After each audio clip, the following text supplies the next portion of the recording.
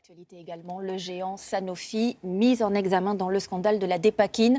C'est le laboratoire qui l'annonce lui-même après plus de 3 ans d'enquête. Sanofi poursuivi pour tromperie aggravée et blessures involontaires. La Dépakine, c'est cet antiépileptique prescrit à des femmes enceintes et qui a provoqué des malformations graves chez des milliers d'enfants. Florence Bouquilla, Noé Poitvin et David Fossard. C'est une grande première dans une enquête ouverte en 2016.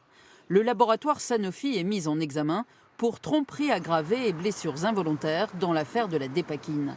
Cet antiépileptique n'aurait pas dû être prescrit à des femmes enceintes. Il a entraîné des malformations congénitales graves.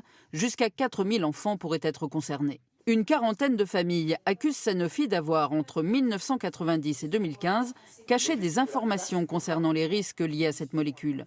Pour Marine Martin, présidente de l'Association de défense des victimes, c'est un premier pas pour rétablir la vérité.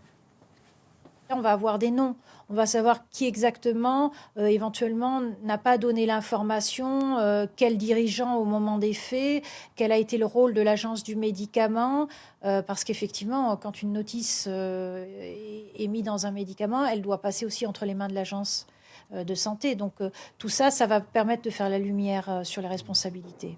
En 2015, l'Inspection générale des affaires sociales avait estimé que Sanofi et l'agence du médicament de l'époque n'avaient pas suffisamment informé les patientes enceintes.